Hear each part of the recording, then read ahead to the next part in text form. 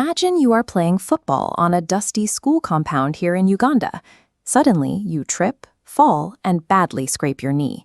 That unexpected slip is an accident. What happens in the very next few minutes, before a doctor or nurse is ever involved, is called first aid. It is the immediate, temporary assistance given to an injured person.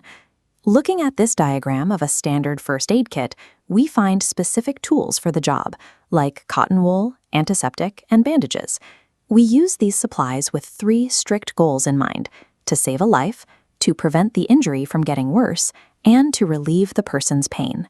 Leaving a wound exposed allows bacteria to multiply and pain to sharpen almost immediately.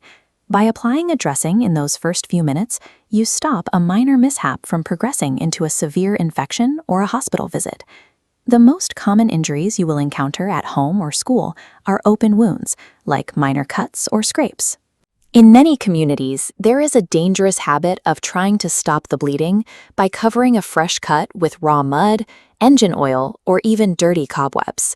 This diagram shows what happens on a microscopic level when you follow that local habit.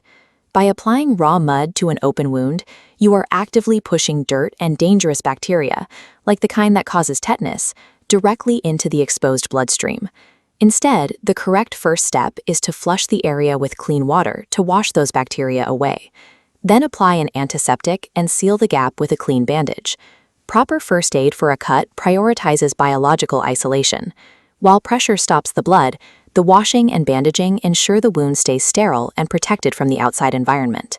We also frequently deal with trauma caused by rapid heat transfer.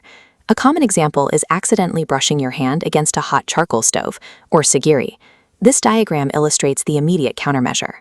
To stop the thermal damage from spreading deeper into the tissue, you must submerge the burn under cool, running water for a minimum of 10 minutes. This physically dissipates the trapped heat. If the heat reaches the second layer of skin, the body will form a fluid-filled blister. Often, people have a strong urge to pop or puncture these blisters. You must leave that skin completely intact. As we zoom in, you can see that the blister acts as a natural, sterile shield. It physically blocks incoming germs from reaching the damaged tissues underneath. Treating a burn requires a delicate balance. You are halting the transfer of heat energy while making sure you preserve the body's own biological defenses. Now consider what happens when chemicals enter the body. Accidental poisoning often occurs at home when children swallow poorly stored household chemicals, like paraffin or bleach. When this happens, human instinct usually tells us to get the poison out by making the person vomit. You must never do this with corrosive liquids. Looking at this anatomical map, we can track a corrosive chemical as it travels down the esophagus. On its way to the stomach, the chemical strips and burns the sensitive lining of the food pipe, leaving a trail of severe tissue damage. If you force the victim to vomit, you force that same corrosive chemical back up the throat. This burns the tissue a second time, compounding the internal damage. Let's test your intuition with another scenario, a nosebleed.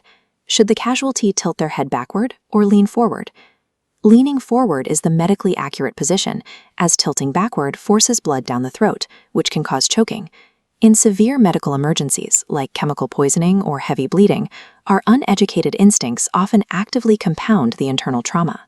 The correct response is to secure the casualty and transport them to a health facility immediately. While we have looked at isolated injuries, severe accidents like major road collisions or cases of clinical shock present chaotic environments. These situations require a universal, step-by-step plan. Trained first aiders cut through this chaos using a systematic priority checklist known as the DRABC Action Plan. This flowchart outlines the protocol. The D stands for danger, checking the surrounding area for hazards like live wires or traffic to ensure it is safe to intervene. Next is R for response, where you gently tap the casualty's shoulder and speak loudly to check if they are conscious. If they are unconscious, you move down the list to maintain their vital life support. A is for airway, tilting their head back to clear the windpipe. B is for breathing, looking and listening for chest movement.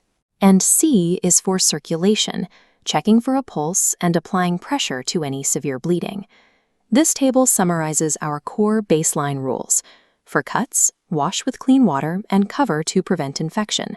For burns, cool under running water for 10 minutes and leave blisters intact. for poisoning by corrosive liquids never induce vomiting. Accidents are sudden and chaotic, but administering first aid relies on calm, scientific steps to preserve life until professionals take over. To review these protocols and test your knowledge, check out the practice modules on our platform.